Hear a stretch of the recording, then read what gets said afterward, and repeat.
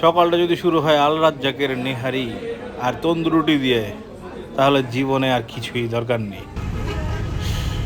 কিন্তু আরেকটা জিনিস দরকার আছে জীবনে, সেটা হচ্ছে প্রচুর ঘোরাঘুরি। সারা সপ্তাহের হাড় ভাঙা খাটুনির পর এই শুক্র শনিতে আর এই শীতের সকালে বেরিয়ে পড়লাম লাঙ্গলবন্ধ তীর্থ দর্শনে। আল রাজ্জাকে ভরপেট নাস্তা করে গুলিস্তান থেকে বাসে চেপে পৌঁছে গেলাম চিটাগাং রোড। চিটাগাং রোড থেকে আবার আরেকটা মিনি বাসে চড়ে পৌঁছে গেলাম লাঙ্গলবন্ধ বাস স্ট্যান্ড। ফুটওভার ব্রিজ পার হয়ে একটা অটোরিকশা নিয়ে মাত্র 20 টাকা ভাড়া দিয়ে পৌঁছে গেলাম এই নবনির্মিত মন্দিরে। এটা লাঙ্গলবন্ধের একটু ভিতরের দিকে নতুন প্রতিষ্ঠিত একটি মন্দির। ব্রহ্মপুত্র নদীর তীরে যেহেতু অবস্থিত, প্রত্যেকটা নদীর সাথেই আছে লাগোয়া ঘাট। আর কিছুদিন পরেই লাঙ্গলবন্ধের সেই পুণ্য স্নানের তিথি, দর্শনার্থীতে ভরে যাবে তখন এই সকল জায়গা।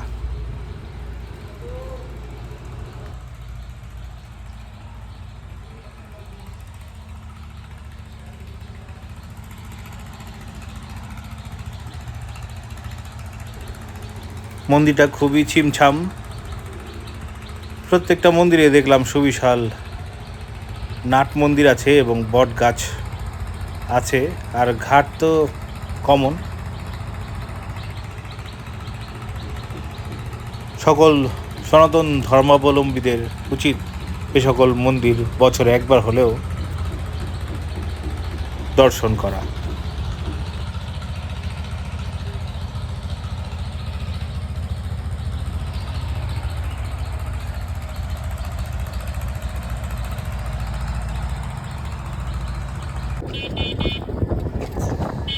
একটা অচেনা অজানা জায়গায় প্রথম এসেছি, লাঙ্গলবন্ধ মহাতীর্থে, তাই শুরুতেই শেষের মন্দিরে চলে এসেছি। তাই এবার শেষ থেকে শুরু করলাম, লাঙ্গলবন্ধের রাজঘাটের দিকে যাচ্ছি এখন ব্রহ্ম মন্দির থেকে। এখানকার লোকজনের ব্যবহার খুবই আন্তরিক দেখলাম। রিক্সা ভাড়াও 10-20 টাকা, ইচ্ছা করলে আপনারা শেয়ারে করে যেতে পারেন, 5-10 টাকা নেবে। ইনি হচ্ছেন পরশুরাম, যার লাঙল এই রাজঘাটে পড়েছিল বলেই এটি মহা তীর্থস্থান হিসেবে বিবেচিত হয় হিন্দু ধর্মাবলম্বীদের মধ্যে। সুদূর ভারত আর অন্যান্য দেশে সনাতনী ধর্মাবলম্বী যারা আছেন তারা এখানে আসেন। এবছরও মার্চ মাসের পুণ্যতিথিতে এই লাঙ্গলবন্ধের স্নান অনুষ্ঠিত হবে।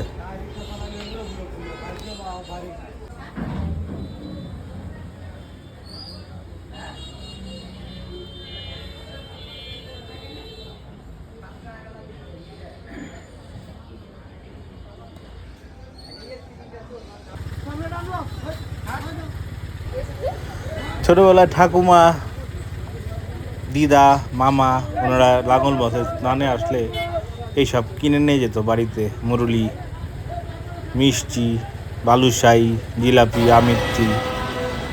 আজ নিজ চোখেই দেখছি এগুলো। ছোটোবেলায় অনেক ভিড়ের কারণে আমাদের সাথে আনতো না, সাথে কিনে নিয়ে যেত ঢোল, বাঁশি। রাজঘাট ভ্রমণের পরে চলে আসলাম প্রেমতলা মন্দিরে। এটা কিন্তু খুবই অর্গানাইজড এবং সুন্দর ছিমছাম একটি মন্দির। বিশাল উঠোনের মতো জায়গা মন্দিরের সামনে।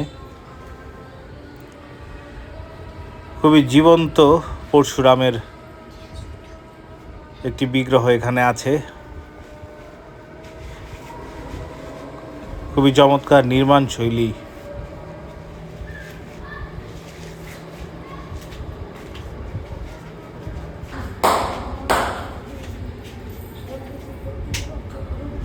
মা কালীর মূল মন্দির এটি। এই প্রথম কোনো এক মন্দিরে গিয়ে আমি এত ভালো পুরোহিতের দেখা পেয়েছি। এই পুরোহিত মশাই আমার দেখা লাইফের সবচেয়ে বেস্ট পুরোহিত মশাই ইন সেন্স অফ ব্যবহার।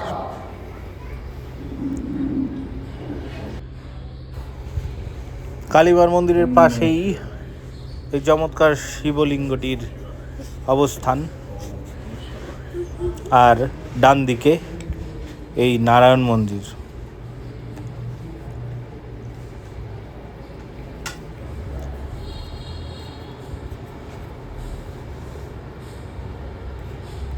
মন্দিরের পরিবেশ, পুরোহিত মশাইয়ের ব্যবহার, ভক্তদের আগমন সব কিছু মিলে খুবই প্রশান্তিময় একটা সময় কেটেছে।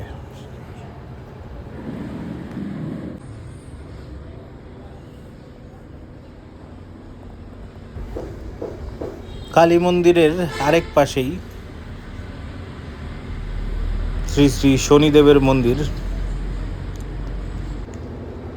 শনিদেবকে বলা হয় কর্মের দেবতা। শনিদেব কর্ম অনুযায়ী ফল দিয়ে থাকেন, তাই ওনার ব্যাপারে একটু সাবধান থাকা উচিত। আর শনিদেবের মন্দিরের পাশেই রয়েছে সূর্যদেবের মন্দির। প্রত্যেকটি মূর্তি আমার মনে হয় এখানে বাইরের কারিগর এনে তৈরি করা হয়েছে। খুবই জীবন্ত এবং প্রাণবন্ত একটি চমৎকার তুলসী বেদী, এবং মন্দিরের নকশাটি অতুলনীয়।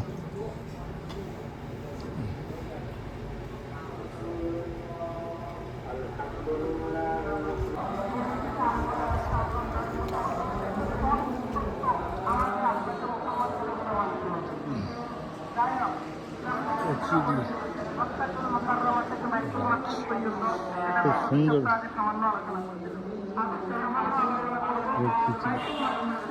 মন্দির।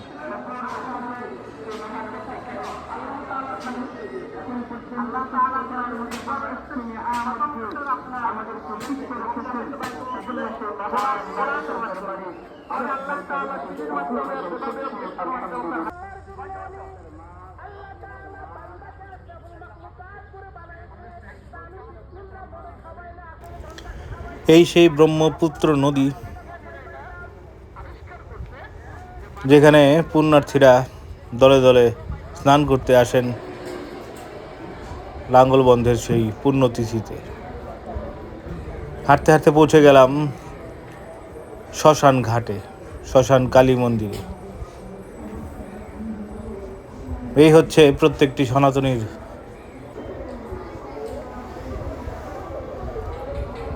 শেষ আশ্রয়স্থল।